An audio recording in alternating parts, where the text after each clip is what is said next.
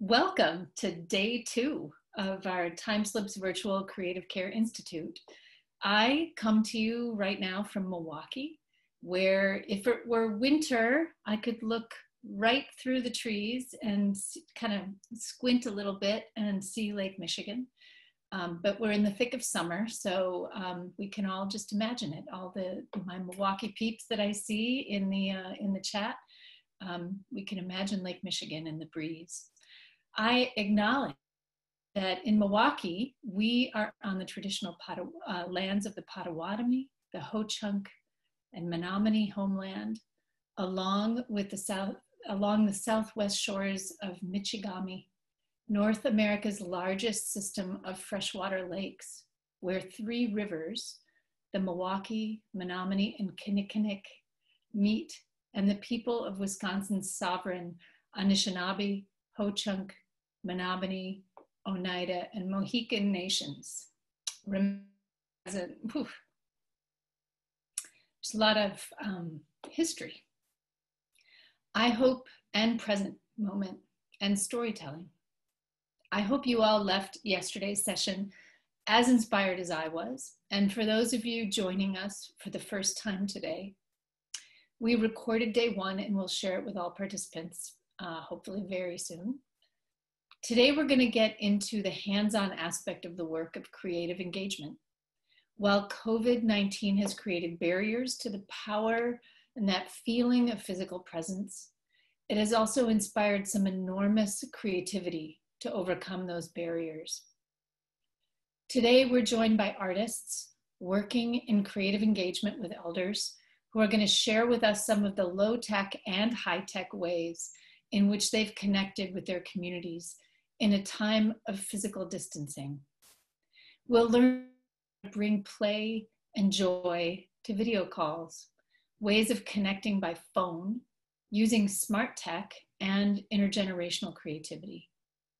At the end of the 3 sessions, we'll engage in a Q&A with all of our speakers. So be ready, write down those questions as we go, and we'll open it up at the end of the 3 sessions. Before I introduce our first speaker and friend, I want to say a huge thank you to the Time Slips team working backstage and on stage to make this event run smooth and be inspiring. It's a huge gift. I also want to say the name of Rusty Tim, a friend and endlessly supportive, creative, and kind spirit who passed away this spring. Rusty jumped into the Penelope Project with every ounce of his being, and afterward spearheaded the production of a half a dozen original plays at Luther Manor. He mentored student artists at Luther Manor and taught me so much about gratitude, humility, and living fully and creatively. Thank you, Rusty. Now I get to turn to my friend Gabri Christa, who is a renowned dancer, a choreographer, artistic director, curator, and educator. Her unique integrative approach to dance blends visual art, music, and movement. Her dance films have screened in museums and festivals across the world. And now she runs Moving Body, Moving Image, a film festival based at Barnard where she teaches. And that in its first year explored race, and in its second year explored aging.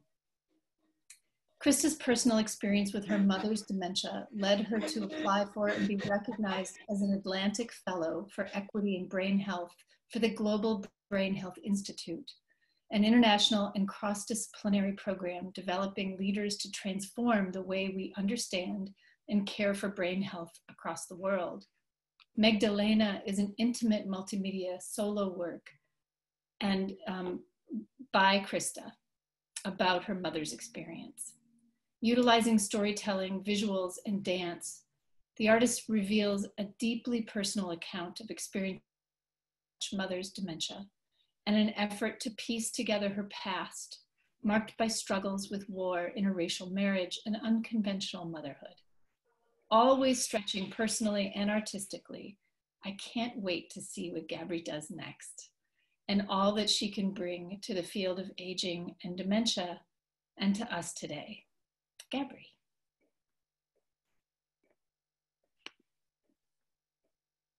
Hi, thank you. That was so touching.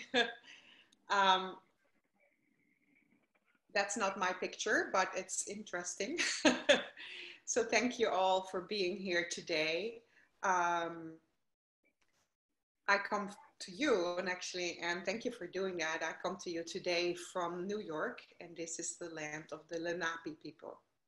I'm on Staten Island right now, and I'm gonna share just some tips and tools from working with my mother. I live in New York and she lives in the Netherlands. And right now I've not been traveling. She lives in a home for people living with dementia. It's a wonderful home. And so a lot of what I'm sharing today is really based on my interaction with her for the last 2 years, specifically every Sunday on Skype. So everything I'm sharing today is based on one-on-one interaction with one person over the screen. So, and I'm just going to share some tools, some tips we'll play. The only thing you will need today is yourself. And before we start, I always like to do this, even when I start with my mother. Make an appointment. In my case, I will call before and say, hey, shall we talk in 10 minutes or half an hour? And then I'll settle in. So again, the specific things I'm talking about today is for somebody who's not good with hearing and also is in a wheelchair most of the time or has a walker. So limited mobility. So what do we have today? We have this, right? The screen. The one thing Anne didn't say, and I know, but I'm a filmmaker. So I'm really interested in also a filmmaker in this virtual world and what we can do with it. One first thing that we're doing is starting with setting an intention and just centering ourselves. So take a moment, you don't have to look at me, and just close your eyes. And just take a really deep breath out. Just close your eyes so you can follow my voice. And just feel the ground around under you. If you're sitting in a chair, just feel your sit bones. And be aware of your own breathing.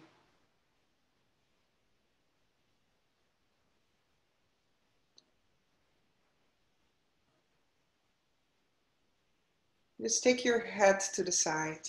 Just a little stretch. Take your hand over, take your ear over. Just keep your shoulders down. Gonna look at the screen for a long time, so you're just gonna stretch. By the way, these are things you can also do with your person or your loved ones. You do a little stretching together. So I often do that. And then you take your other hand and just release your shoulders. Everybody behind the screen, you can do this too. Find the opposition.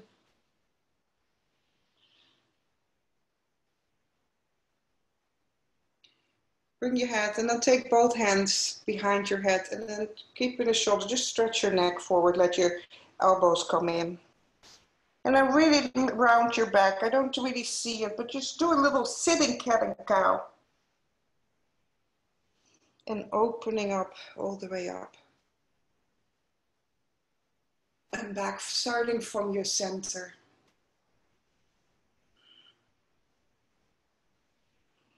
And then just releasing your hands. And then look behind you, twisting. You can open your eyes at this point. And take in the room that you're in, your little space, and you twist to the other side, keeping your sit bones. And just shake it out. Shake out your hands, stick out your tongue. Ah, make a face, open up because you can. All right. So what I'm going to share with you, is first, the first thing I do is you set an intention for your moment. And this is all based, again, what we're talking about is how are you going to enter the space with your person. In my case, I call. My mom has a caretaker. She can't hear very well. So a lot of it is based on just being there, being in the space. And my intention is always just that. You're going to be there. You don't have to do anything. You can do a lot, but we'll share that. So what you do is I have things ready. So I always come with my cup of coffee. James Baldwin, in this case. It really helps to have a fun cup of coffee. We can talk about that. I have a few tools, paper, and I have a few things to draw with. I also have scissors. Yes, I do that even with my mother. And yeah, that's pretty much it. And also these days I have lipstick.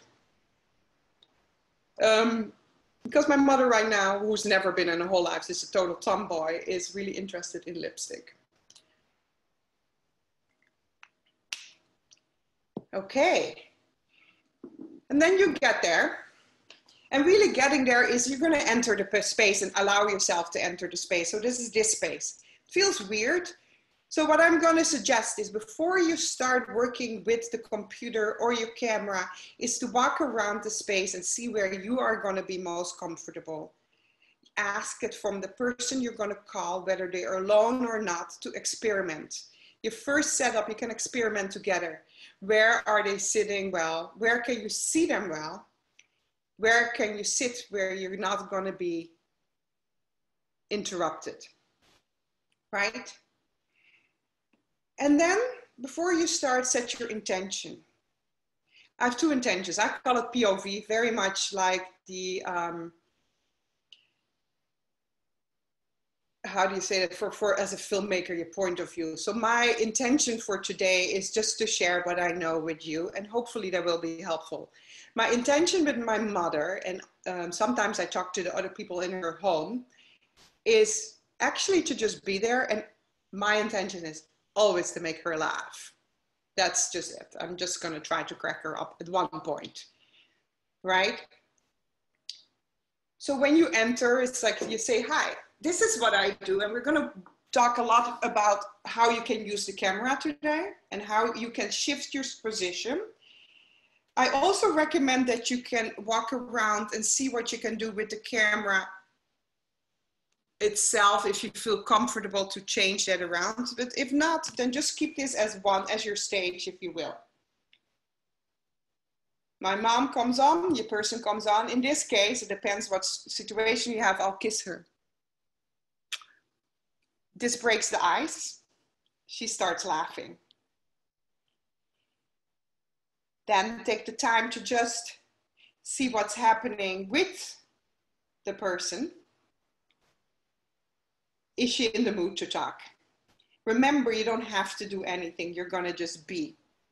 Can you be? We tend to want to do things on this screen, right? But can you just be there, watch? So the things I start with mostly is just looking at a room and checking in. How are they doing? What are they doing? In this case, I'm just going to talk as if I'm doing it with my mother. But I have tried it with other people, so I know it works. And just say, hey, I'm drinking coffee. Is it black? Showing my cup. Cheers. And we'll drink. Second, after we see, take time to show.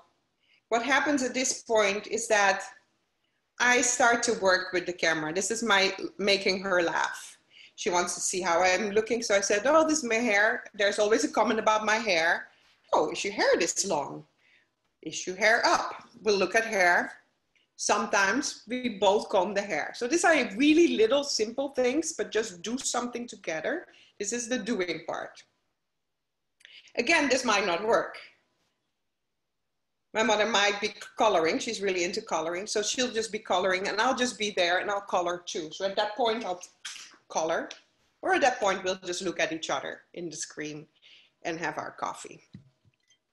Mostly, we do our hair. Then she shows me her new lipstick.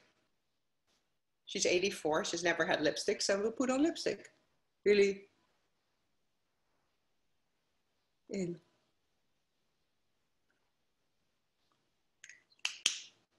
And we say hi again.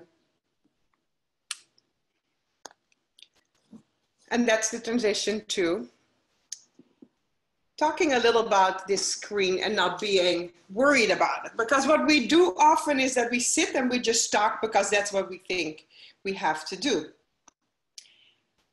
So this, I'm going to show you a few things on how you can experiment with just the camera and how it is. So we're going to do some work on our hands. But first, I do hi, mom, or hi, we're here.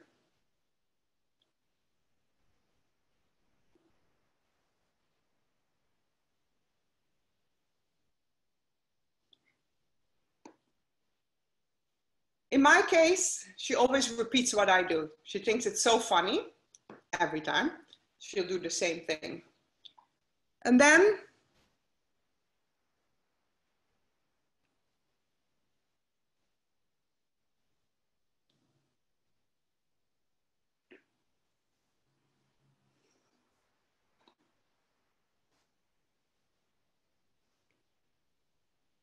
I'm not talking, I know. I'm just showing you what you can do with the screen.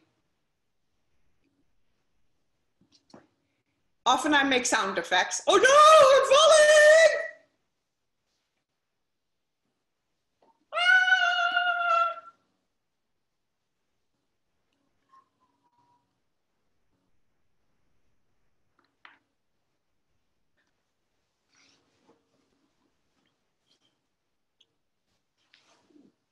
Or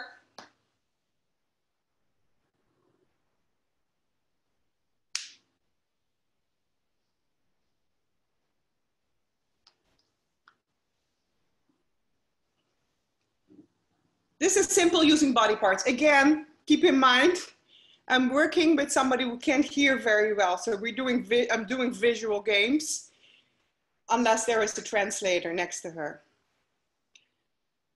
So main thing is just be there, experiment. A lot of the things I'm showing you, I did on my own before. So don't be afraid of the technology. You can turn on your Zoom, you can turn on your Skype, you put it in a room and you're gonna see yourself big on screen and you're gonna play. Again, part of the preparation, right? Now, I know with time slips there are stories I've never done, and I should do this with you, the time slip, the creative storytelling, but I do a lot of creative storytelling. So part of it is we make up stories, or my mother tells something. We've been doing all of this. We're going to continue with this. If you have, and in this case I have finger puppets. I actually bought them. I had them before. My mom likes fairies. This might sound as a kid's thing, but it's really a creative thing because here you are. Hi. I like to keep the surprise.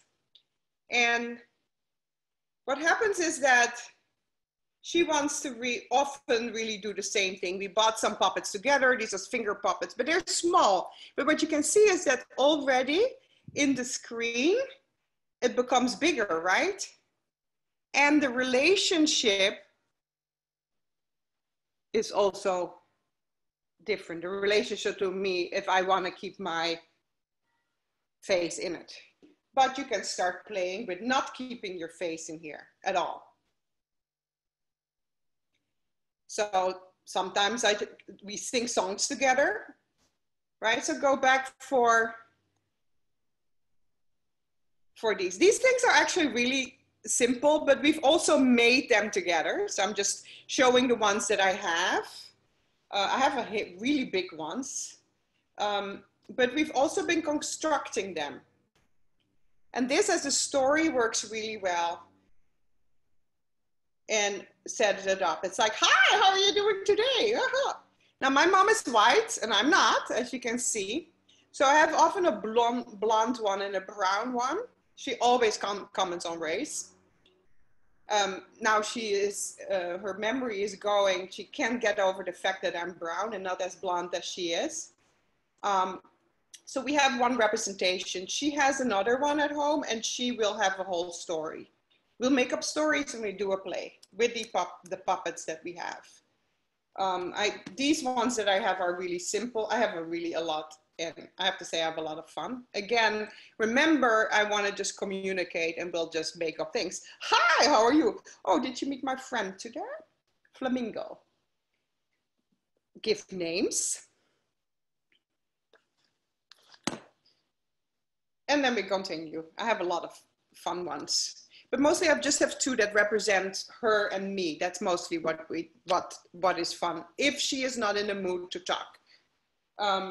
Often she's not in the mood to talk. She just wants to look at me and interact and feel me.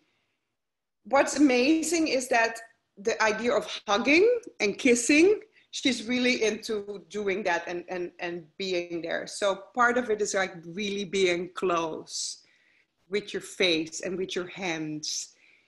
Often I said, like, do you feel my hands, Mom? Do you feel it? And then the other part is really doing things that both of you can do together. So the playing is an interaction, but there are things that you can just do together, and I have my paper here, that are really simple to do. So I'm taking my hands. I have some markers. What can you do with your own hands or your own fingers?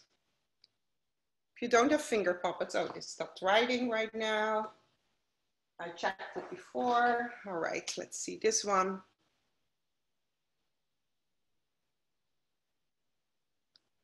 And I do one on here. You can see in the camera that how big these can become. I will also let you know that it would be really a great idea to also have socks or anything else that you don't use anymore and see what you can do with it.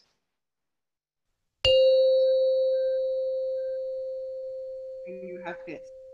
At this point, you can also start talking about enjoying something, and you can already see me, you see my face, and just with playing with your finger at the camera,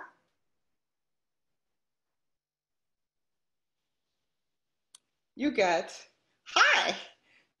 I mostly don't make voices, but sometimes I do. These are always an extension of who I am and who she is, and that's just what she enjoys most. But again, what I want to share with you is that make sure that you know the person you're talking with. So say if you're just a caregiver, you don't know the person you're interacting with very well, try to get some information beforehand, either the person caring before or themselves, and they can send that to you. And then make plans for the next time. So for example, I have a date with my mother tomorrow. Tomorrow we are going to be coloring. That might all fall apart. I'll be saying, hi Mom, it's in Dutch. Dag Mom, hoe is het? Goed. And then we go on. She actually likes drawing on her fingers, so we do this. But tomorrow is Friday. She might want to be coloring her nails. Very strange that she's doing this. She never does it. So we'll be just both sitting there with nail polish. So making a plan the way you would make a date would be really important. So the last part I'm going to show is you can draw maybe puppets on here. You can send it, either people can do it before you make a drawing, you can cut out a puppet. But in general, I like to just use my hands and my face and what I can do with that, right? Finger puppets work well, but your own fingers work well too. So if you would put anything behind it, you can create very simple little communication. Most of this for us often goes nonverbal. This is all, again, based on doing something nonverbal and really talking. And then you can see what works for you.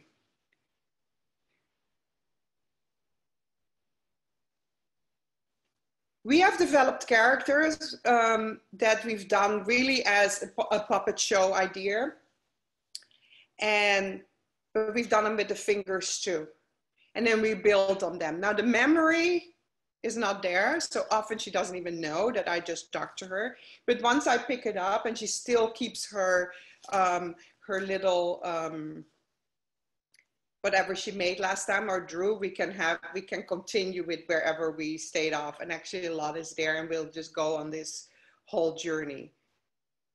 Again, most of it, no words. A few other things, chopsticks, if you have old chopsticks at home. Chopsticks make great little tools. You can put something on it. You can make something else happen. Yeah, that's pretty much it. I got a little notice that I'm going to be done already. It goes way too fast. I have more. I'm just getting started. Sorry. Anyway, I hope this will give you a little bit, just the beginning of exploring the screen and getting into the room with your person, communicating without having to talk too much, and just let your fear or your limitation go. Most of it is just, there are limitations, don't try to feel limited, and have fun. Be present, be in the space. Love, for me it's love and joy is what I like to bring. Love, joy, and presence are my main big things to bring. So I got some things, but I can't read at the same time and answer, but so you just let me know when I'm done. And I don't know if I have time to really talk a little bit more and go. Yeah. I so appreciate what you've shared with us today. Everybody has been saying in chat how this brings feeling and connection through this remote distance, and what a way to make something that could potentially be sterile so warm and inviting. Thank you very, very much. These are tools that are so simple. I have a pen right here. I can make a puppet at any time. And I am so grateful that you've given us all these new ideas to use in a variety of settings. We have a lovely video of Gabri and her mother. Would you like to say anything about the video? Sure, yeah, I made it. The video is just an introduction to a piece I did on stage with my mother. When her memory was still better, she wrote all these letters, and I made a piece about her life.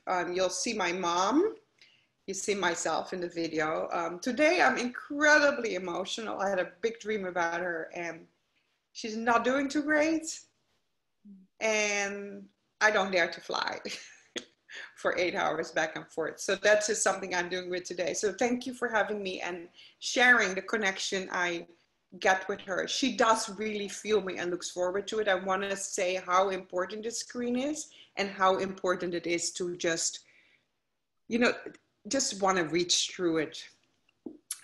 Yeah, and normally I visit 3-4 times a year, which has not happened. So. Well, you have made this space very warm and inviting. Sarah, can you please introduce everybody to Gabri's mom?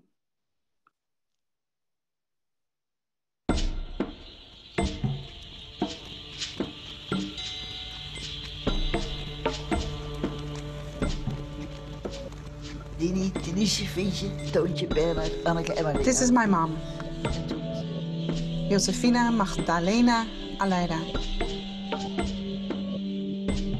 She lives with advanced dementia.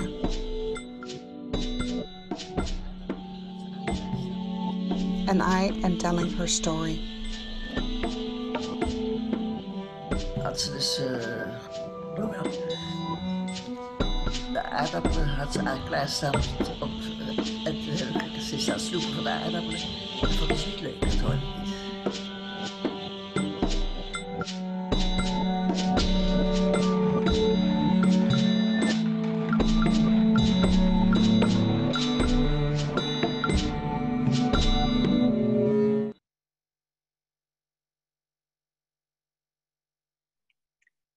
Thank you again to Gabri, Christa. You will see in the chat transcript that we're going to send to everyone afterwards, all of the incredible, beautiful comments and ideas that you inspired. I have people here saying you should do your own full-length training, and I couldn't agree more. You have truly transformed how we use this space in a way that's less sterile. Thank you. I really, really appreciate it. Gabri will be back at the end of these 3 workshops where we will have an opportunity for a Q&A. So please hold your questions so that we can continue with our speakers this morning. But yes, you'll be able to ask more questions of Gabri. I'm happy to introduce this morning Kari Hanson, who's the program manager for our intergenerational programming here at TimeSlips. It's our next gen program. I'll hand it off to Kari and let her introduce everyone else. Thank you. Thanks, Angela. So my name is Kari. I run the Next Gen programming with TimeSlips, and I'll be joined by a couple of other presenters, Katie and Emily, which I'll introduce later when they come on. But just to give a little bit of background, along with elders and a spectrum of caregivers, students are one of the groups that TimeSlips aims to serve. And we believe that breaking down stereotypes that cause a barrier to relationships between generations is key to our work. Bringing up the next generation who will enter into that elder care workforce in a way that is immersed in creativity is of the utmost importance to us. So if you were present for Nicole's creative asset mapping session yesterday, maybe you want to think about adding students to your list of people to include in your asset map. What campuses or youth programs are in your community, and how could you build a bridge with them? So you'll see a question up on the screen. Sarah, if you can go to the next slide. What is one word that describes your experience with intergenerational programming? And if you want to throw those ideas into the chat, whether you have experience with intergenerational programming, or maybe it's just an impression if you don't have experience. But the intergenerational case studies we'll talk about now demonstrate ways that we can invite young people into our work and ways that TimeSlips can support you doing so, and how we might all benefit from it. So whether you already work with young people, you're considering it, or maybe you haven't even thought about it, we hope these stories and ideas will inspire and help you deepen your creative aging work by engaging people across generations. So Sarah, if you can go to the next slide, please. I'll start out by telling you a little bit about our Next Gen pilot program that took place in the 1920 school year, and because of COVID circumstances, will technically extend into fall semester of this coming school year. We're working with 13 sites, mostly universities and colleges, but there are also 3 youth serving programs, so like high school age students. And these 13 sites are all across the US. These pilot partners were invited to engage with students in TimeSlips through 3 different types of implementation. So the first is kind of a student volunteer project where students train and volunteer on their own time. The second is where TimeSlips training is embedded into coursework, and the implementation in the field is conducted sort of like service learning or community-based learning, and it's something that they're doing for credit. And the third implementation type, which our presenter Katie will talk about a little later, is the Student Artist in Residence, or SARE program. But just to give you kind of an overview of that program, it was developed largely in response to students engaging with TimeSlips through one of the first 2 implementation types, and feeling as though they wanted more experience and a way to dive deeper into the relationships with communities of elders. So TimeSlips provides a framework and coaching for the placement of students in elder care communities. And they actually receive room and board in exchange for conducting and leading creative programming. So this is a unique idea that's really built around the concepts of community-based art, and where students have an opportunity to know the community in a very intimate and sort of first-hand way, and to work with the community to develop creative programming that not only meets their needs and wants, but also demonstrates how to tap into their existing creative resources in like the way that Nicole showed us yesterday.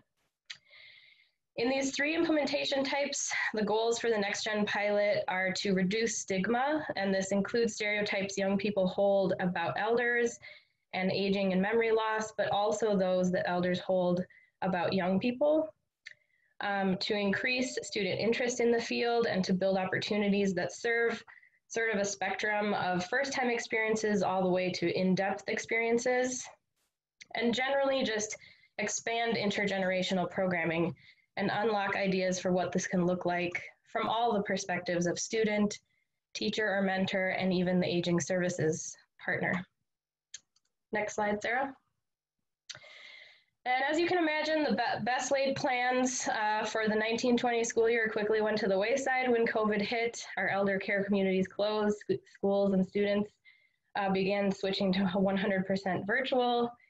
And so a few of our sites just simply had too much on their plates to be able to pivot their time slips work, but there were a few sites that did persist and got very creative. So here you'll see some ways that folks did that.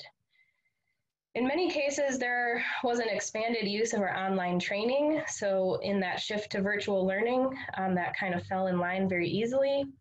For students that had already put in several hours of in-person work on time slips, our certification process served as a next logical step for reflection and sort of cement their experience.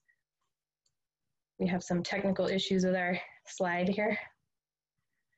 One class used their experience to inform the creation of their own visual prompts and beautiful questions. So they kind of used what they had learned and experienced to create prompts they can use when they can get back in person. Many instructors went the route of turning to reflection through papers, presentations, e-portfolios, putting together galleries of either artwork or photos from their experience.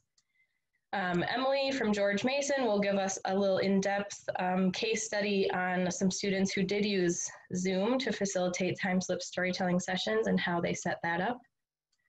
A few students just used the good old-fashioned telephone and made calls to check in on elders.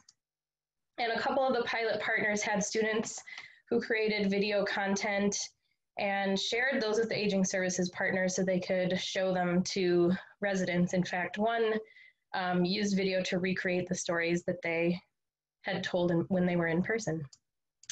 And lastly, Sarah, if we can get the slides, the visual slides up.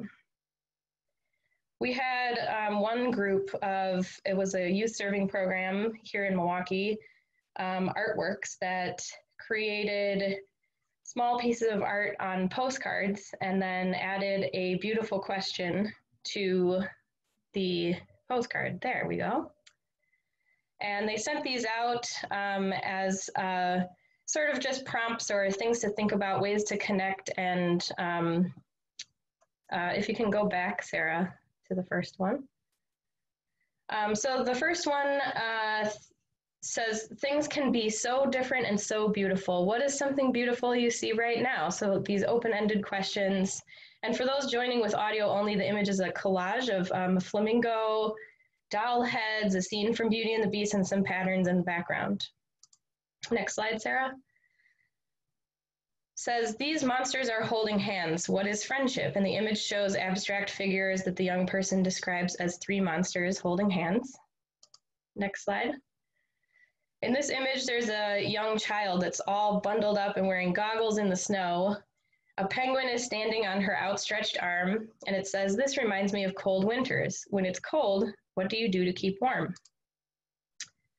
And next slide. The last example, you are a flower with beautiful layers, so bloom, and it's an image of kind of an intricate layering of petals. Next slide, Sarah. With all these adaptations in mind, from phone to Zoom to mail to video content, I wanted to share a little bit about what the fall will look like for us and how we carry out an extension of the Next Gen pilot into fall semester, but then also how we transition what we've learned and the tools we've built to a more wide audience of campuses and youth serving organizations that might be interested in joining our work. So we've created several tools that can help students, teachers, and mentors expand or deepen existing intergenerational programming or build new programs if they haven't started yet. And those include resource guides that assist with all three of the implementation types that I talked about earlier, a bonus online training module for those interested in the Student Artist in Residence program, our new online creative campus account that allows for a streamlined process to invite other administrators and students to kind of join in the process and engage with our online tools. In that creative campus, administrators can monitor student progress, so it's very independent. And we can share stories back and forth and view each other's stories within our campus, so it's building a real nice creative community. And of course, it includes coaching and additional tools to meet the specific needs of your school community. So you can learn more about the Creative Campus launch and the Next Gen pilot if you want to reach out to me. I'm at Kari@timeslips.org. And without further ado, I want to introduce our next presenter, Emily Ihara, who is going to talk with us a little bit about George Mason University's work. They were part of our Next Gen pilot. Emily is the chair and associate professor in the Department of Social Work at George Mason University. Her work focuses on interventions, policies, and system changes necessary to eliminate health inequities for older adults and marginalized populations. She's the lead for the Next Gen Time Slips project at GMU, working to engage college students in this creative storytelling method for individuals living with dementia. She and her colleagues also work on the Mason Music and Memory Initiative, bringing personalized music to this population. And on her time off, she enjoys playing taiko, which are Japanese drums, the shinu bui, or bamboo flute, which hopefully I pronounced correctly, piano, and also learning to play the ukulele. So, Ann Basings, it sounds like you might have a fellow band member on your hands.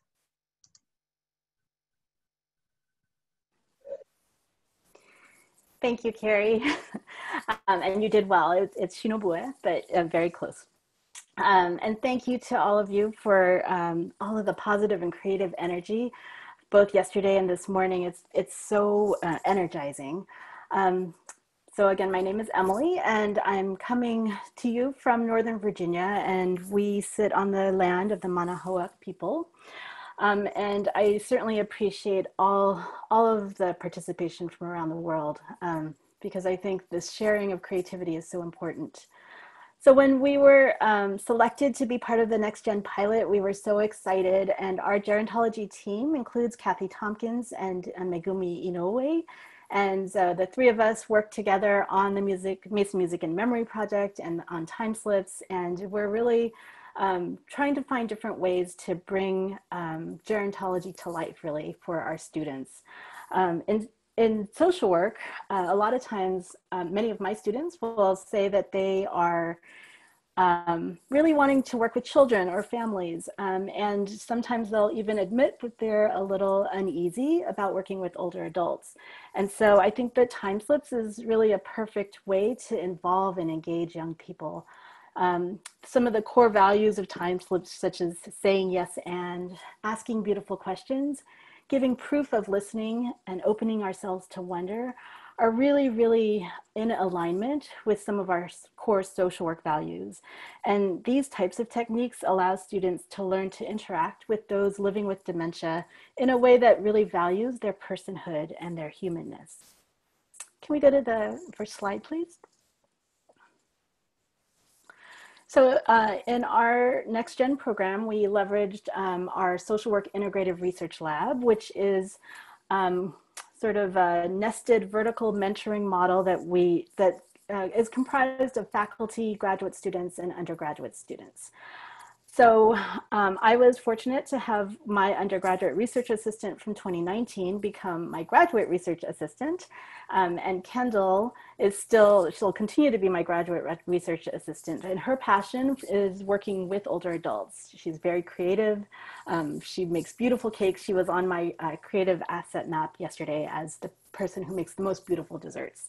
And she's here with us today at the CCI. And Kathy is also with us. And we also had other graduate research assistants and undergraduate research assistants who participated in different ways. In the fall, I worked with another instructor who runs the service learning class. It's called Building Professional Social Work Skills, and those students are required to do 40 hours of service learning throughout the semester. So we had our aging services partner agree to use part of their time to learn and do time slips with their participants. So that went really well. And out of that, actually from my intro to gerontology class, I had a student who was majoring in health administration and policy. And I offered an extra credit opportunity to engage with time slips, and he did it, and he loved it. And I just want to read to you a little bit of a reflection that he wrote last fall. So he says, I have watched participants express concern for photographed individuals, the characters of their stories, and work together to ensure happy endings.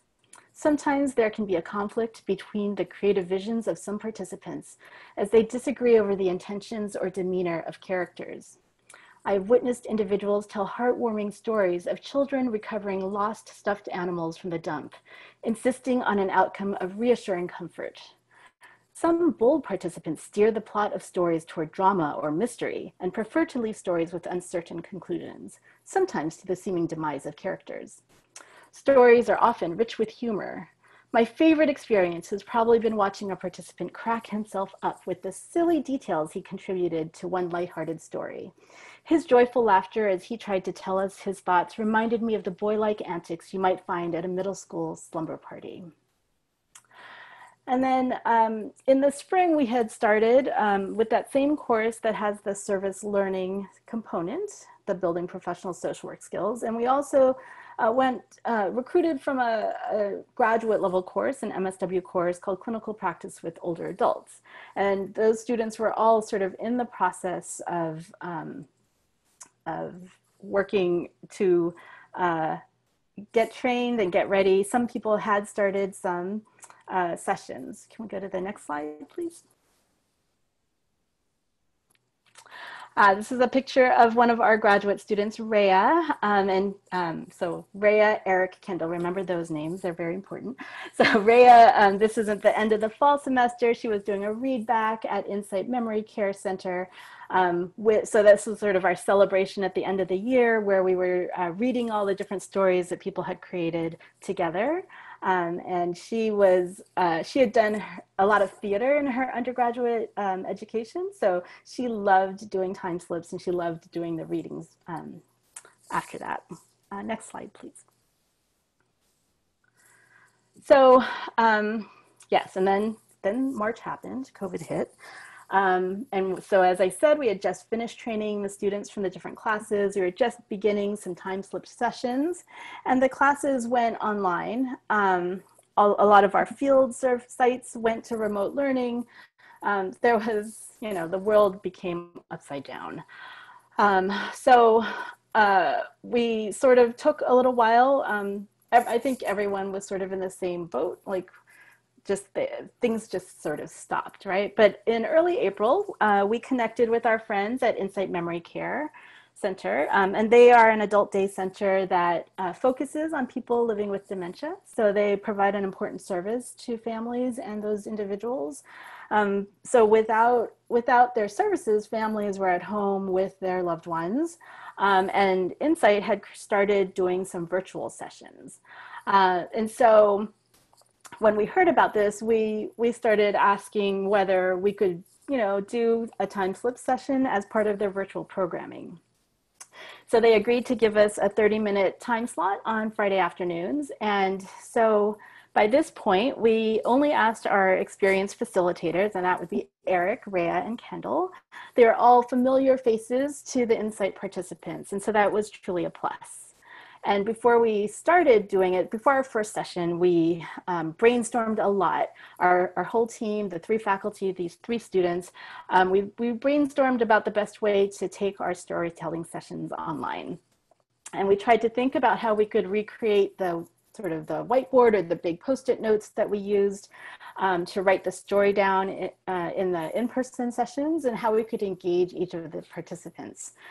So we also were trying to think about what the best way would be to view the picture, because often we'll print out the pictures, everyone will have it so that they can look at it themselves, right? So in a video session, it's in some ways it might be easier because your focus is on whatever's on the screen.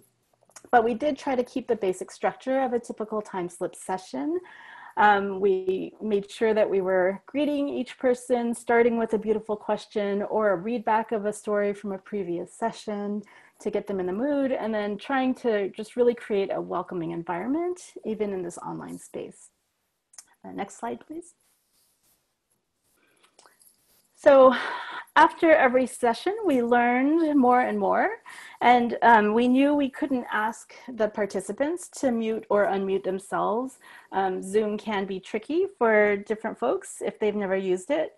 And we were holding the sessions in one of the staff person's Zoom rooms, so we didn't really have much control over what was happening. Sometimes the staff or the caregivers would steer the story, which was fine, but for the future, we want to do a little more training with the staff to really help them understand why, you know, like basically like sort of philosophy behind time slips, what kind of questions we're trying to ask, how we're not inserting negativity or like realism into anything, allowing the story to unfold. We also made sure to only have our videos on for the people who were asking the questions, and the people who the participants were familiar with. So other members of our team, we had our video off. There we go. We had our video off and muted ourselves, but we were trying to pay close attention to people's expressions. But the other problem is we think about like where people are sitting or standing in the camera's angle. It wasn't always possible to see everyone or to hear everyone if they weren't sitting close to the camera, or if someone else in the room muted them, or there was background noise. So those are some things that you know, we just had to live with. And then one thing that we, the first time, our very first session, we tried typing the story right next to the picture, but there was a lot of focus on the reading, on reading the words as they were being typed, and one of our participants was very focused on the typos.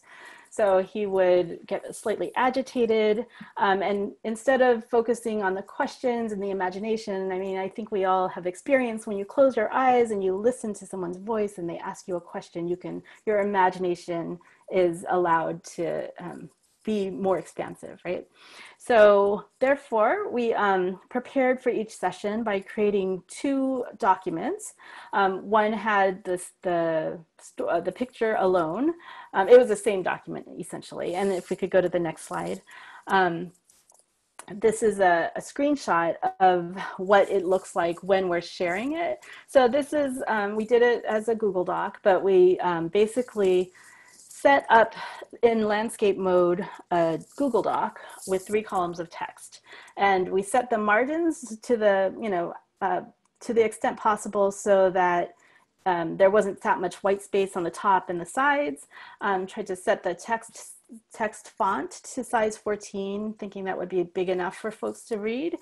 And then we put the photo in that column 1 and use full screen mode. And so the idea was to try to make sure that people could see easily enough My own, for myself, I have a lot of trouble seeing when things are shared because it gets really small. So this is what we had determined would work the best. We tried it in different practice sessions, and it seemed to do well.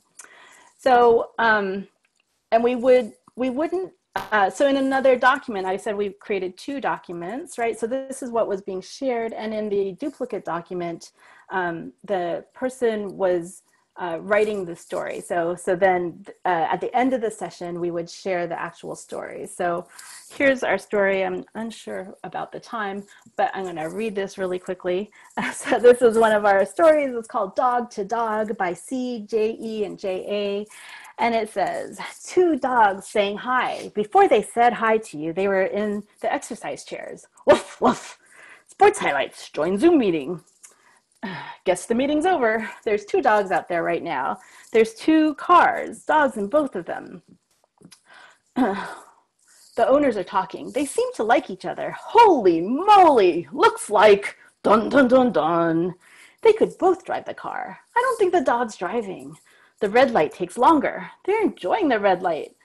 We got to find out who the owners of the 2 dogs are. They're both in their own car right there, halfway out of the back door. Woof, woof.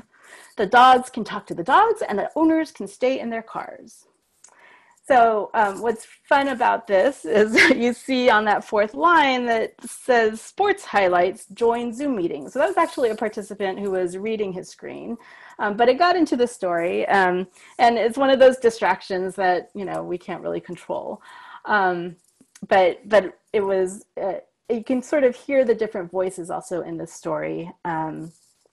And the participants were able, they seemed to respond much better when we didn't show the typing and we just read the story at the end, because then they could follow along.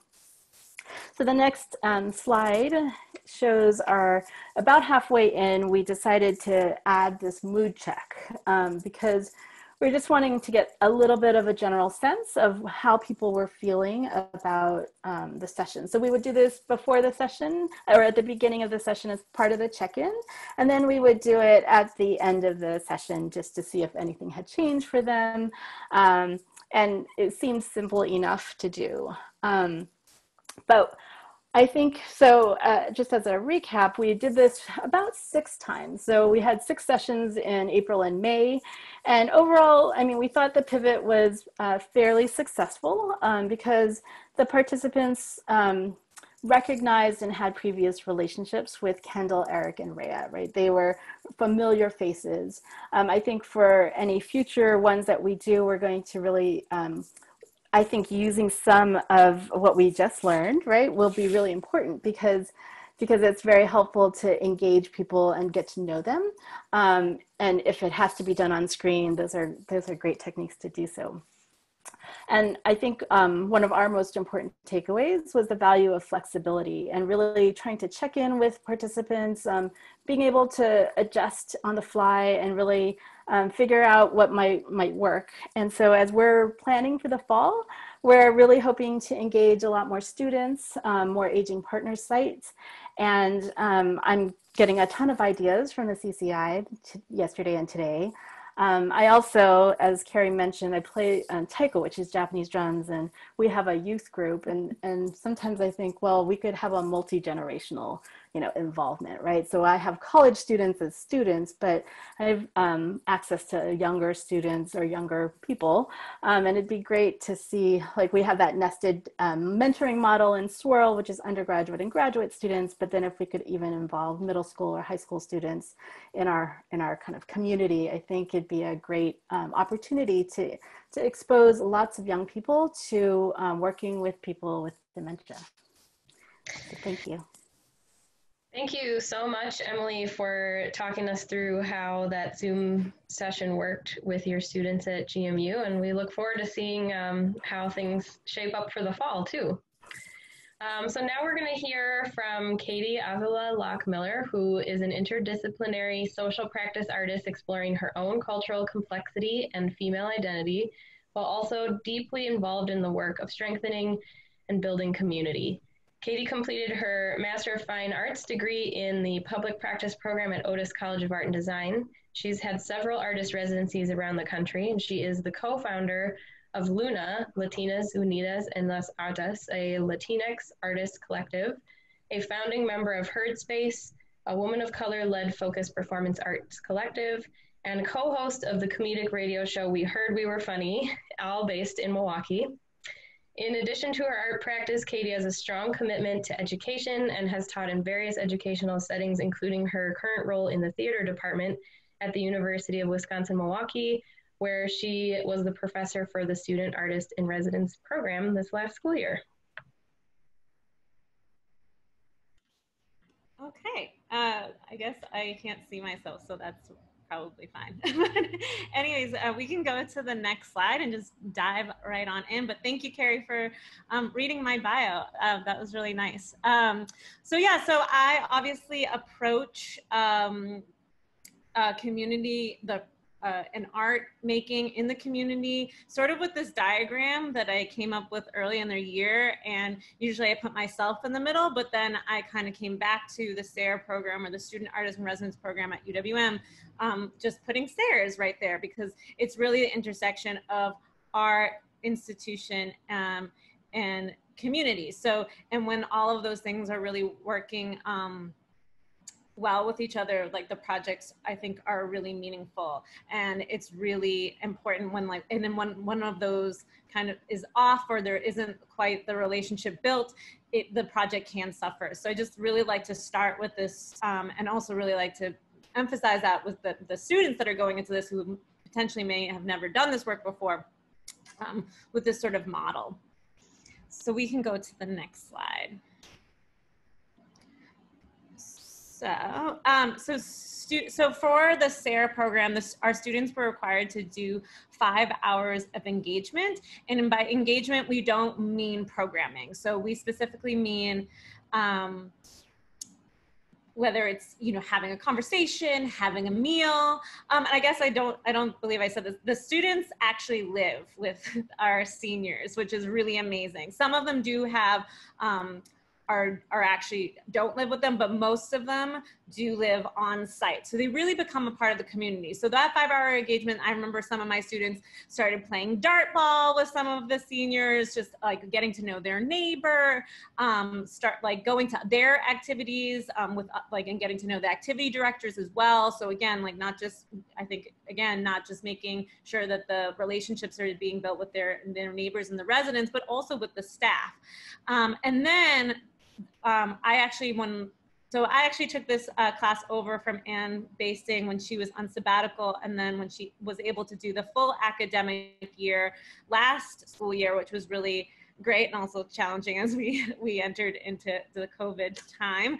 But when my students start off, I actually, for that first month of September, I actually encourage them not to go into workshops, but to just sort of engage with them, observe, asset map, all of that great stuff. Listen. I think that's a big thing that I'm also saying a lot to a lot of people right now, to just listen to what is needed instead of doing art at people or doing activities at people.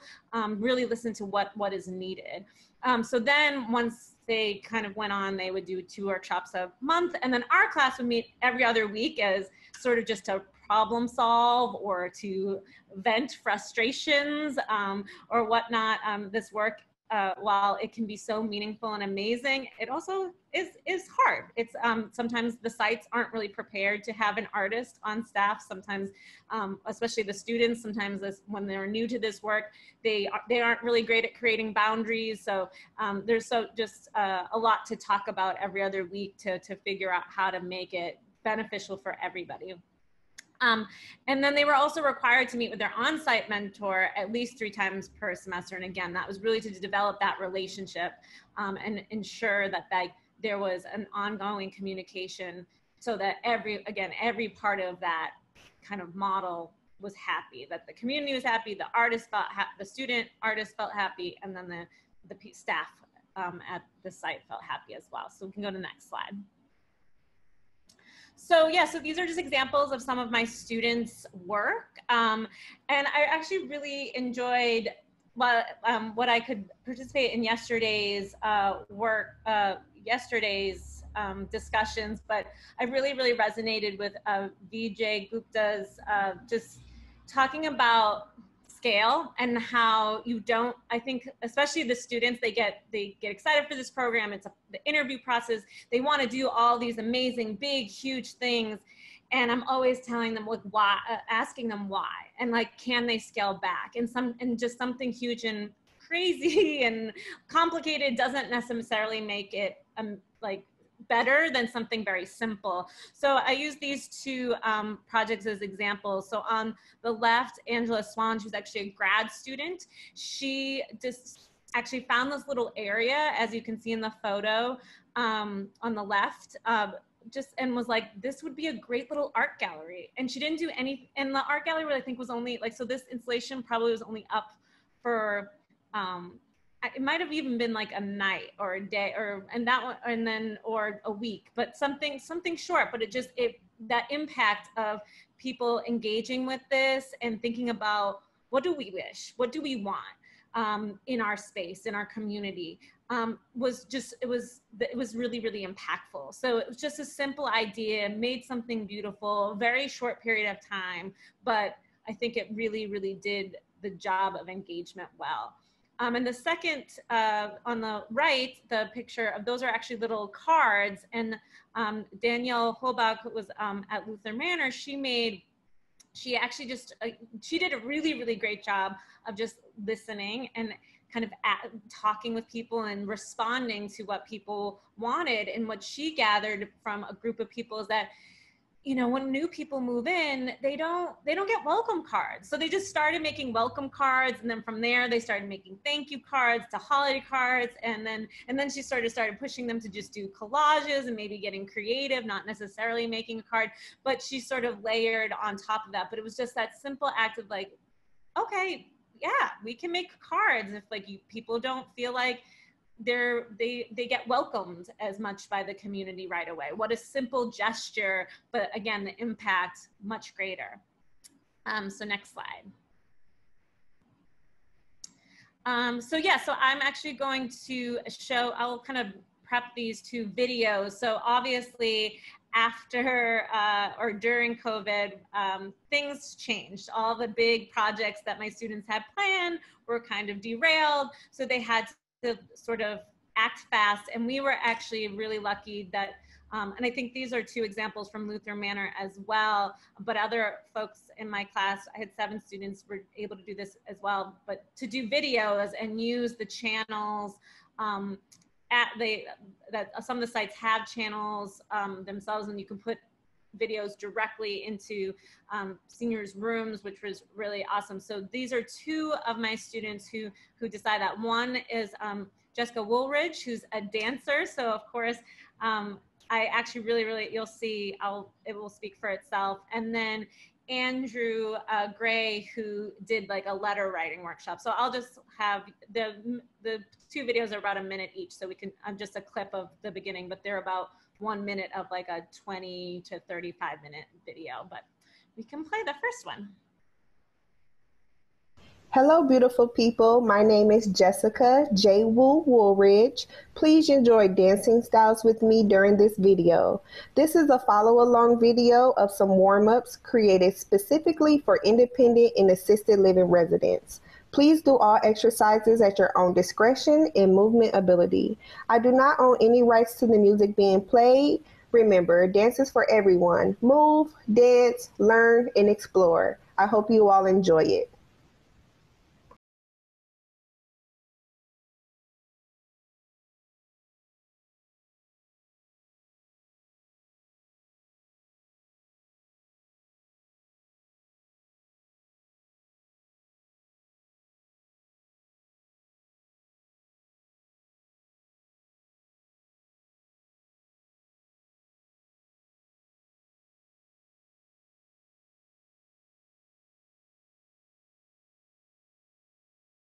And let's twirl those hands and wrists, get some movement in our hands.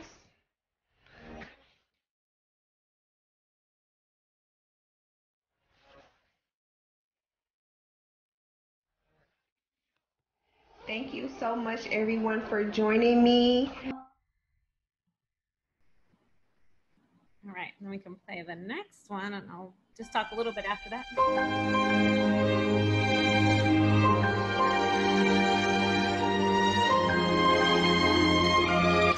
Hi, my name is Andrew. I'm a student artist in residence at Loughmiller Manor. Today we're going to be writing legacy letters. For this workshop, you're going to need a pen and paper, a computer, a voice recorder, or any ways to have your words recorded and written down. A legacy letter, also known as an emotional or ethical will, has its history in the Jewish faith. Its intent is to discover, communicate, and preserve your values, stories, wisdom, and blessings for future generations. These are letters written to those we love to make sure that what we want to be said is said. They contain our stories, our wisdom, and our blessings to those we love.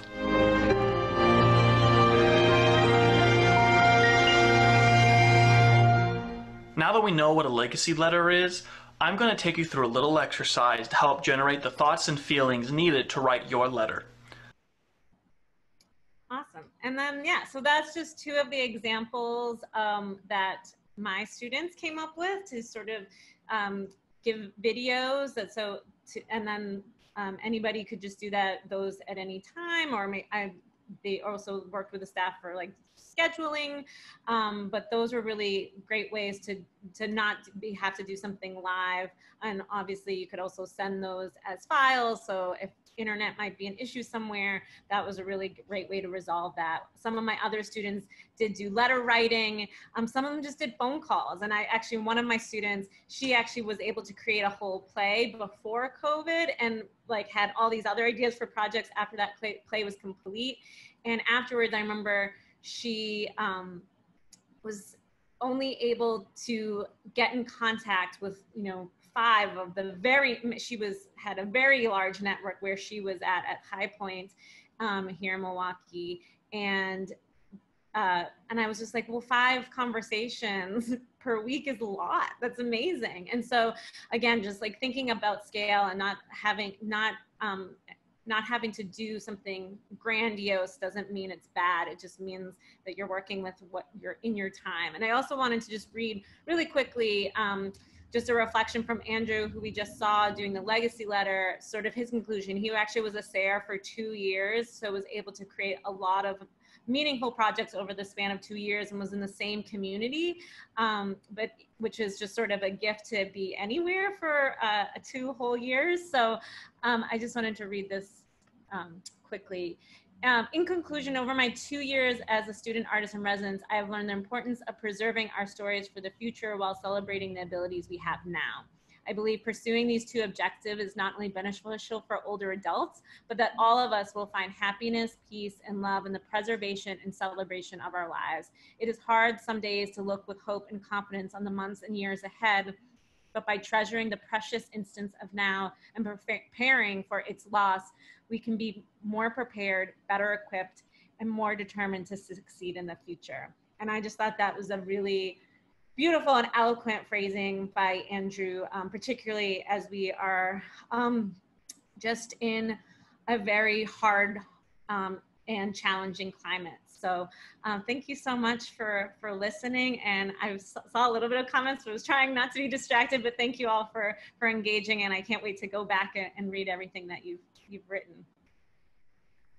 And thank you very much, Katie and Emily, for your leadership in guiding these students through this very difficult and unique time. And thank you, Kari, for sharing the overview of our Next Gen programming that is available. If you're interested in bringing this to a school or youth group near you, please follow up with Kari, K-A-R-I, at timeslips.org. Just a quick housekeeping note. We know that we're a little bit behind. We don't want to cut anyone off because this content is too valuable. I know so many of you reached out to me over the last few months to learn how to connect remotely. So we're just letting we're moving along as quickly as we can, and we're going to make up a little bit of time this afternoon. But we're not going to rush these great presentations. So take a breath and enjoy Sammy Goodrich, who is our program manager for Tell Us Stories program, as well as training many of our organizations in time slips programming, and Melita Belgrave, who is our musical professor, program director of music therapy at ASU, Arizona State University. Welcome, Sammy. Welcome, Melita. Thank you so much, Angela. I'm very excited to talk to you. It's been just a wonderful 2 days or day and a half of listening and learning from all of you. So I'm going to be covering a bit about tips for creative phone engagement, and then I'll pass it off to Melita, who will give you some more tips and tricks on how to do Zoom engagement and even group sessions over Zoom. So Sarah, next slide, please. So I am a project manager for Time Slips. One of the projects that I oversee is called Tell Us Stories. This is a newer project that we have going on, and it invites elders into creative and engaging conversations from the comfort of their own homes via phone, hence the telepart. So Tell Us Stories now, we're in a next phase, sort of an extended pilot in Milwaukee right now, and we are in the process of choosing 10 artists who will be paired with 10 elders each, all living at home and considered to be underconnected. So that's 100 elders in total that we'll be serving. We're working with a local organization called Eris, which will help us pair the artists with the elders, and they offer services to seniors living at home. So the artists will make calls and use elements of time slips to form creative conversations. Next slide, please. So the main core concepts that we use in Tell Us are beautiful questions, which we've talked about quite a bit, and I will get into again. And then yes, and. So taking what someone has given you as a response and adding on to it positively. So these conversations that the artists lead eventually lead to a legacy gift or some sort of creative output that they create based on or inspired by the elders' responses during these calls. So the conversations are meaningful in themselves. They connect the artists and the elders in a mutual and beneficial way. But also these legacy gifts then connect the elder to the larger community through this gift, this work of art. So while we're in this pilot, we hope to and intend to eventually offer this to other cities. If you're interested in staying in the loop, while we look to expand in the future, you can feel free to email me at Sammy, S-A-M-M-Y, @timeslips.org. And I'll definitely keep you posted on those updates. While Tell Us Stories pairs artists with local underconnected elders to make these calls, these techniques are really great to use with anyone. So I hope to give you some tips and tricks and then go into a little demo of how you can use these techniques with loved ones that you're no longer able to visit during this time of COVID. So, our understanding of communication is divided into 3 categories. We have verbal language, we have vocal tone, and then we have physical cues or body language. And since we cannot rely on physical cues or body language over the phone, we have to put even more emphasis on what we are saying and how we are saying it. That's a very important thing over the phone. Also, because you do not have those visual cues that are shared, it's good to be really descriptive in what you are saying.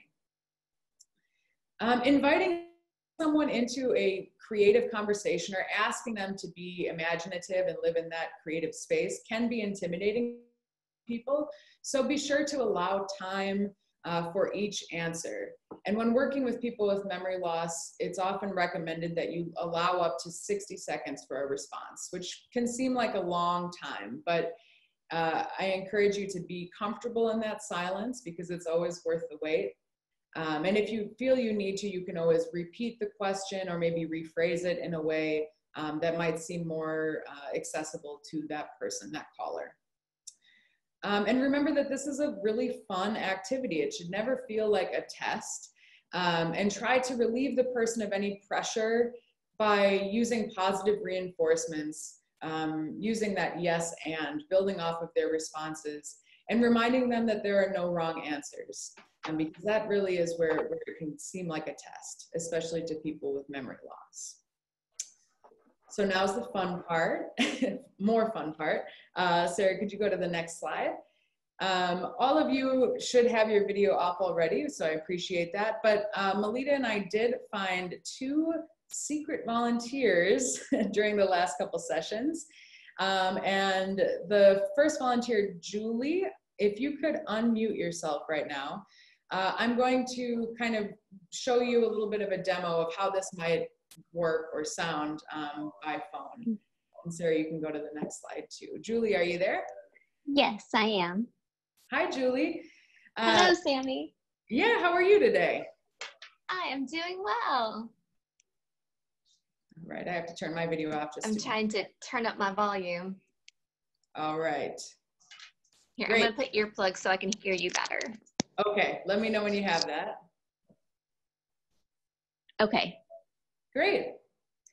Well, hi, Julie. It's good to talk with you today. I wanted to try something new with you over the phone, and I was hoping that we could ask some beautiful questions and have some creative conversations together.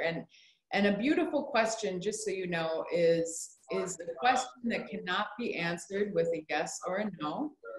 And whatever your instinct is usually the right way to go. So there are no wrong answers with this. It's just for fun. There's no pressure. And I thought we could start with this question. Okay. If you could close your eyes and be anywhere in the world when you open them, where would you want to be? I would love to be, if I were to close my eyes and I could be anywhere in the world, I would open my eyes on a beautiful mountainside with fresh breezes, and just maybe in North Georgia where it's still cool but not too cold. Lovely. North Georgia where it's warm but not too, or can you repeat that again? Yes, up in North Georgia where it's warm but not cold. Mm-hmm. And you see the mountains. You see the mountains. And what do the mountains look like? If you could describe it to me, since I haven't seen the mountains in North Georgia. They are with lush green and just steep rolling sides and beautiful country and open space that looks a little untouched. Untouched country. That sounds absolutely lovely. What might be some of the smells that you would experience there? You would have the smells of freshness mixed with a little farm at the same time, as you might drive and see goats or horses. Awesome. I can relate to that, being a Wisconsin girl. Lots of farms that we smell, but we have less horses, more cows. But that's lovely. So you said you would love to be on the mountainside in North Georgia where it's warm and not cold. You would see mountains that are lush, green, steep, rolling sides, and lovely, untouched country. You could smell freshness and a little bit of farm, and you might see goats or horses. This is lovely. What are some sounds you might experience there? You would hear the birds that would just come in and out, the breeze rustling through the leaves. You'd also hear the sound of a goat that just chirps on, not chirps, but bleats in and causes a little laughter when you hear that sound. I love that. Lovely. All right. Oh, go ahead. I'd also hear the sounds of my family with me, because we had gone up there one time on a family vacation. So I would, hear those sounds of my children pointing out, oh, did you hear the goat? Did you see this? And just the newness that they would discover. I love that, the newness that they would discover. And something that you're experiencing together. That sounds just lovely. Excellent. Well, I'm just taking notes as we go, so I get it all right. So you would hear the birds that come in and out, the rustling of the leaves, the birds chirping, and you'd hear the sounds of your family with you, because you went for a family vacation, and they might say, what's that bird chirping? You'd experience the newness that they would discover in this moment. That's absolutely lovely. Thank you so much, Julie. You're welcome. And you can see that even just this one beautiful question we started with, and then built off the yes and technique, asking questions based on Julie's responses. I got this full, beautiful picture of northern Georgia, where I've honestly never been before, but I feel now I could picture it in my mind. It became this vivid imagery. Just by her explaining, more in depth about this setting. And this could then become the setting of a story if we wanted to add questions to build off of it in later calls or later in that call. But you can see that I've never spoken with Julie before, but now I feel like we have this connection through this question. And of course, if we had more time, I could answer too, so that it's really this beautiful mutual conversation. And I do have another volunteer lined up in the wings. Beth, are you there? Yes, I'm here. Can you hear me? I can. Thank you, Beth. I appreciate you volunteering to my next caller. And likewise, I'm going to ask you what we call a beautiful question. There are no wrong answers here, so please answer however you like. So this next question is, what sounds bring you joy? It's a great question. I love to hear the birds outside of my window. Sometimes I hear them kind of scrabbling around, and I think they're getting materials and building a nest in my gutter. Which I kind of like and I kind of don't like, but it sort of makes me happy. And I like to hear their chirping. And I love to hear my children. My children are teenagers, and whenever I hear their voices anywhere in the house, I'm kind of happy just to have them here. Lovely. All right. So you said that you love to hear the birds outside of your window. You hear them scrambling around, maybe making a nest in your gutter. What kind of birds do you see out there making those sounds? I see sparrows, and sometimes when I sit and I'm quiet and I look out for a while, I see cardinals and goldfinches. And that's always amazing to me. Sometimes I'll see cardinals, goldfinches, and blue jays. I'm in the Boston area. And when I see those three birds together, I feel like I'm in the tropics because it's blue, red, and yellow. That is a beautiful image to see. And what sort of, now I'm really putting you on the spot here, Beth, so I apologize, but could you give me your best interpretation of what the bird chirping might sound like? Let's see.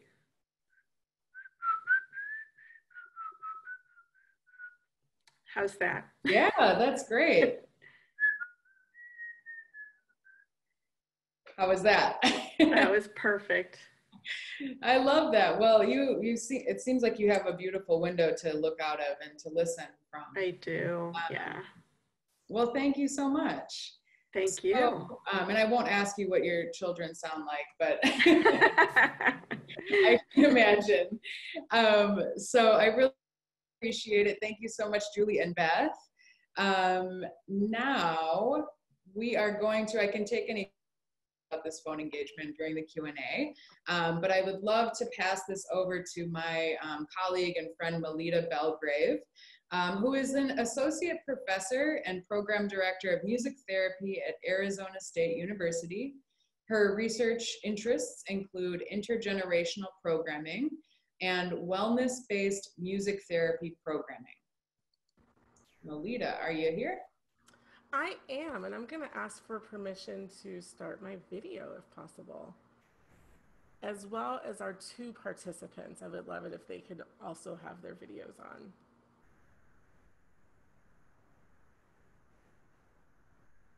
So that would be both Julie and Beth. Yay, there's Julie. Yay. Okay, great. So we can go to the next slide because we'll be including those. So we'll have slide on one side and then kind of the three of us participating on the other side, if that's okay. I'm going to be talking about just ways that I have been using the Zoom space in my personal life as well as in my work with older adults.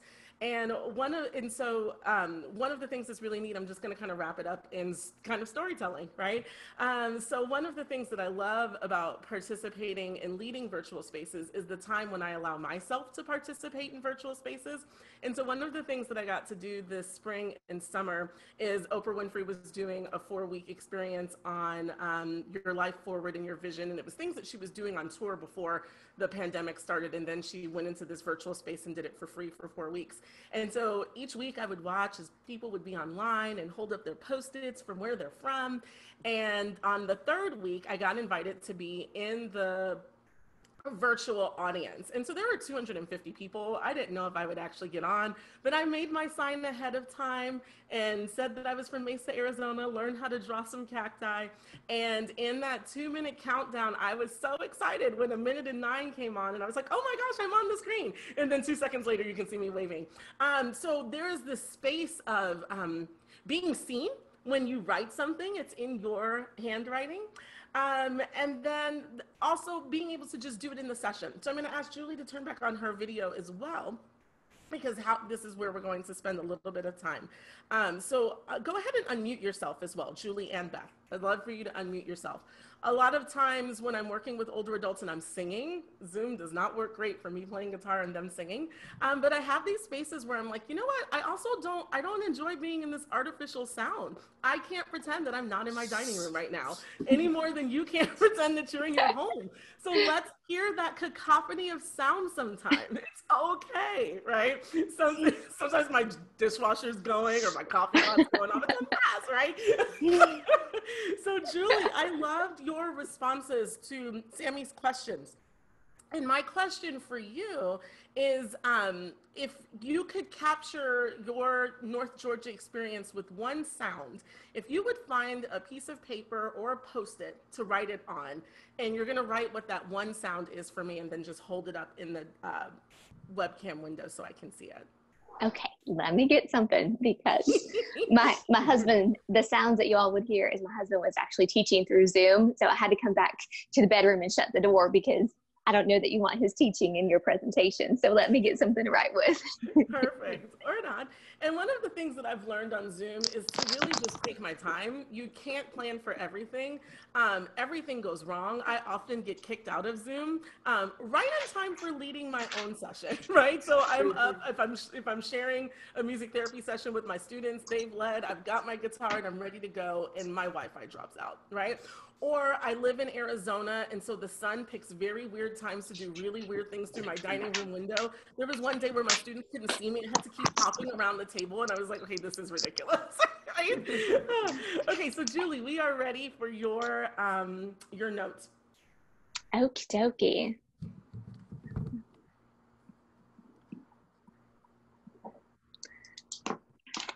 So it says refresh on the note. Yes, like a swoosh kind of. Wow. I like it. Great. Can we go to the next slide as well? I love that. Just other ways to get it. I like when clients can write in the chat box, even when they don't know how to use it, they learn it if we're doing something sequential weeks. So being able to write that answer. And then Beth, I'm going to ask you to share your answer with me in a second, the same one that I asked of Julie. And then I'm going to ask Sarah on the other side to annotate it on the screen for us. So sometimes I use the whiteboard feature, but if you were sharing your own Zoom screen, you can annotate and write right on the PowerPoint slide. So Beth, go ahead and think about a sound that you would, thank you, I love the drawing, yes, a sound that represents your space, and then we're going to see that word pop up on the screen.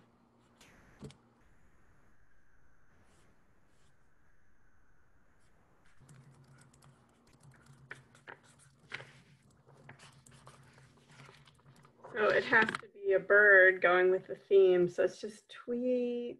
Tweet, love it. And there's tweet, right? So quick ways to have people feel seen and heard. So those are just some tips for gathering responses. And then we're going to do some tips for sharing responses. So if you'll go to the next slide for me, please. Now that you're writing, you have to get out of the annotate. Little things, yeah. Okay, so we are going to just do some back and forth in response and echoing. So one that I like to do is have your sound. It can be out of your mouth. It could be making sound with something in your environment. I often like to play a candle like nobody's business. You don't have to have an instrument. So Julie, I'm gonna ask you to give me your sound again, and then Beth and I are going to give it back to you. Okay. So it would be, this is what I have closest to me. So it'd be like swish, swish. Great. And I shouldn't have cut you off there, right? So it's 3 swishes. So Beth and I are going to do it back together, right? Swish, Swish, swish, swish, swish. swish. Yeah, and there's delay. Sometimes I might mute people and I'm the one swishing, or I might have Beth be the one swishing and I'm doing the but I'm not doing it audibly. Okay, Beth, you're up next. You're going to do your sound for us. And then Julie and I'll repeat it back to you. Tweet, tweet, tweet, tweet, tweet. Tweet, tweet, tweet, Tweet, tweet, tweet, tweet, tweet. Yes, I love it. Okay, so then my last thing that we're going to do is that you're going to do your sound and a movement that goes with it, right? So we'll start with you, Julie, and then Beth and I will repeat that to you. Then you'll do it again, and then some sort of pass to Beth so she knows that it's her turn. And then Beth, you will do the same thing, and Julie and I will repeat. Okay. So, swish, swish, swish. Swish, swish, swish. Tweet, tweet, tweet, tweet, tweet.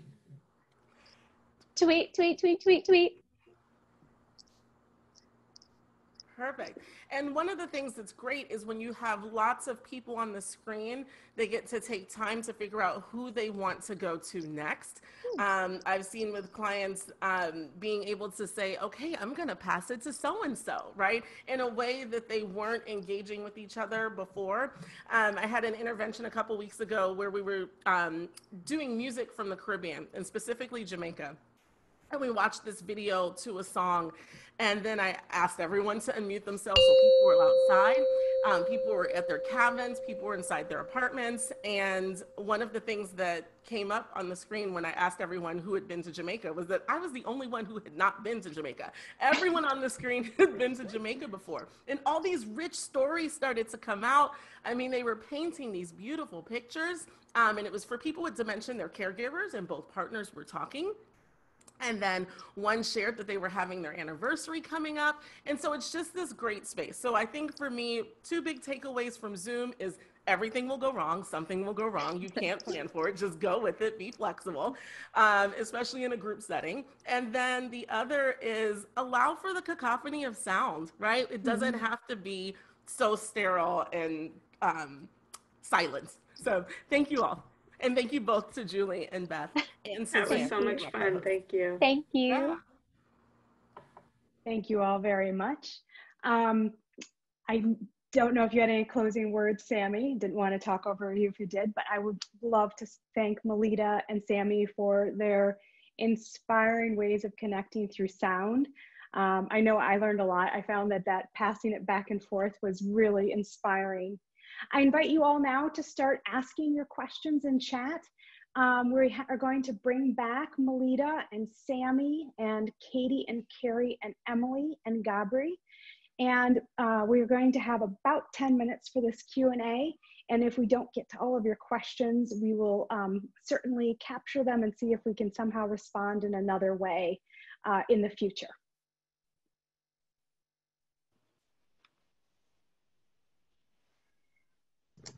And speaking of pets, my cat just climbed up on my lap. Now, I believe Kathy had sent me a message earlier. Somebody is wondering, Emily, where you are doing your work, because I think they live in your area and they're curious to see if they can connect. So our aging services partner is Insight Memory Care, but we're also looking for other places to work in. We have approximately 250 field sites for our social work students. So we're trying to work with the ones we already work with anyway to see if we can add this as a component. So if you are in the area, I don't know if my email was anywhere, but please contact me, eihara@gmu.edu. Thanks. That's wonderful. Okay, here's the next question. Ideas for creative engagement with seniors with low-income residential clients. None of them have computers and very few have smartphones.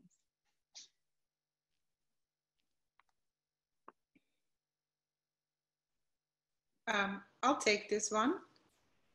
One of the things is, well, first, as I said in the presentation, find out the circumstances and at least is there an engagement through a window or for a distance.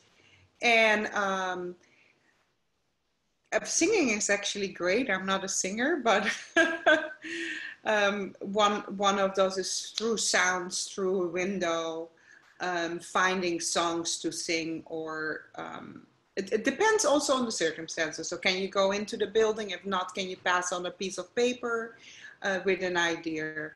Some of the ideas with the hands that I did, you're able to just do something, just communicating, just back and forth through a window if you can't engage with them. I'm still in the COVID conversation. So if they don't, you know, we wouldn't be having this conversation if we didn't have that part. But I'm sure for music, there are other things you could do as well through windows and open spaces. That's my take. But. Melita? I also think just the phone, right? It's powerful. Meeting people where they are, I think, is a great thing. And then just to echo with what Gabri was saying, with just going outside of a building, going outside, using a window with dry erase markers, taking music, even just being able to say, I'm going to drop something outside your space, listen to this song, write it down, tell me what you think, and I pick it back up. You can share music in different audio spaces still in that same way.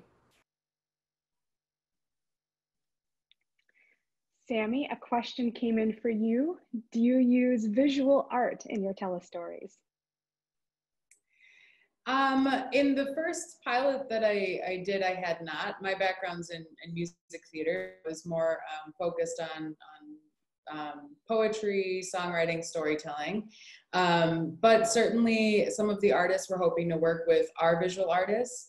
And the hope is there that the collaborative sort of final art piece that they make could be a poster, a mural, many number of different things to share back with the community that are based in the elders' responses. I also think that having a visual arts background can really help you when you're describing things around you, when you're describing without those visual cues.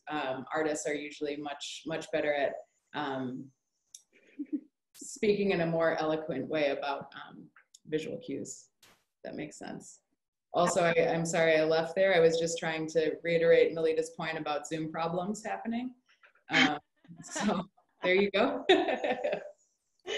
Thank you for the demonstration. Yes, it's so true that the ability to describe really helps our low vision friends. When you're working with them, even in person, taking the time to describe is really important. For our intergenerational friends on the call here, any advice on how to begin intergenerational contacts with the university?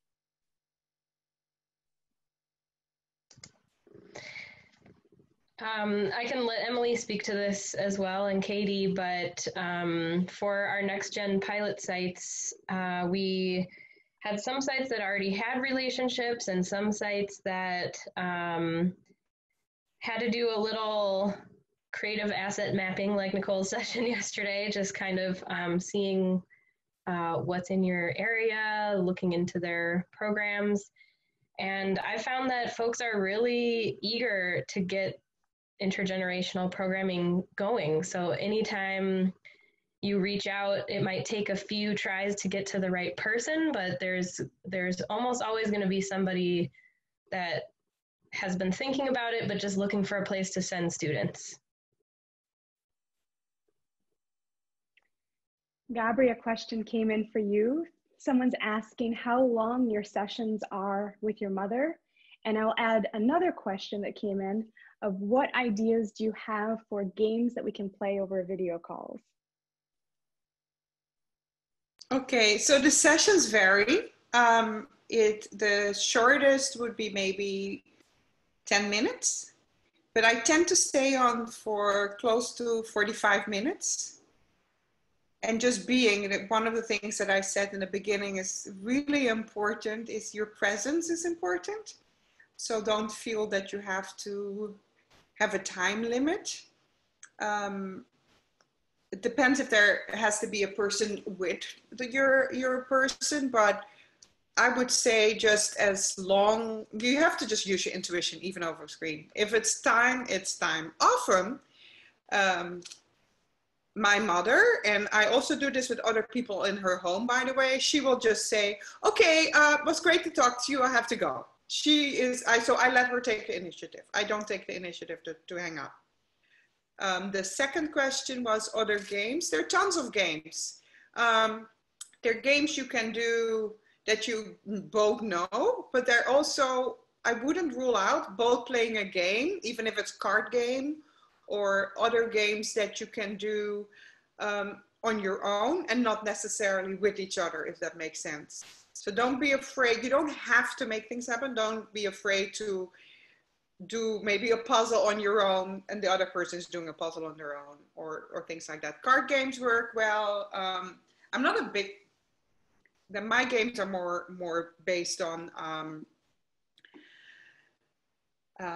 things we make up. Everything we do is made up. Yeah, everything is made up. But there are a lot of things you can do just in your own space at the same time. I just want people to not feel so pressured to make things happen. Yes. Yes, Melita, I'd love to hear from you. And I'm going to add a question that maybe you can answer or the rest of the group can, is people are curious of how to connect outside of video and outside of phones. Ooh, okay, I'm gonna think about that one. My first one was about the games and adding any type of music component, right? So musical bingo, musical Pictionary, name that tune, guess that tune, Wheel of Fortune, I mean, anything under the sun, right? And you can turn it musical. And then tell me the question again, Angela. Sure, I didn't mean to put you on the spot, but it's how are we connecting with people now outside of a phone or outside of Zoom? There's lots of questions in chat that have to do with people who are low tech or low income, and they just want to find a myriad of ways to be able to explore connecting in this time. Yeah, I have not personally yet, especially because it's just so hot here in Arizona. We have to do everything inside. We're in the oven. But I do have some music therapy colleagues that started doing, and I think I saw this in the chat when someone was saying they started doing concerts outside in the courtyard so people can come from their balconies and listen. They have the audio spaces. So anything that you can go outside and be okay with. That's one of the things. I'm going to open it up to others.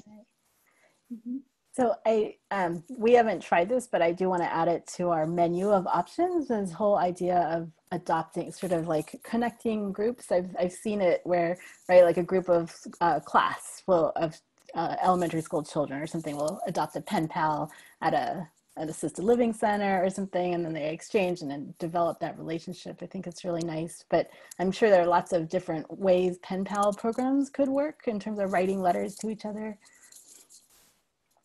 I think pen pal relationships are wonderful, and we have a number of care communities listed on our website that have requested postcards during this time. So feel free to access that segment on our website and volunteer to send postcards. And I just wanted to add, I know, so obviously that goes into more maybe funding issues, but I know here in Milwaukee, not just even specifically, it's like actually all ages, an organization here is actually like giving away art bags.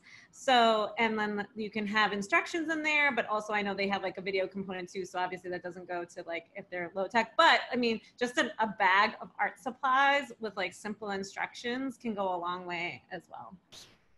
That sounds like a fantastic starter kit to be able to have those activities. And Gabri, I will let you have the last word here. Oh, yeah, well, thank you. I just wanted to say that coloring, anything coloring for some, it has been right now proves to be very calming. So coloring art things, puppets, coloring things before has been working really well for us. And I send things to color as well. Thank you so very much. We have an ongoing conversation happening in our chat. Feel free to stay and continue the conversation. We are going to take a 5-minute break and we're going to be back at 12:06 Central. We're going to play some music, enjoy the jam, have some fun, and continue the conversation in chat or get up and stretch. Thank you all to our wonderful presenters this morning. I'm so grateful for your expertise and all that you shared with us today.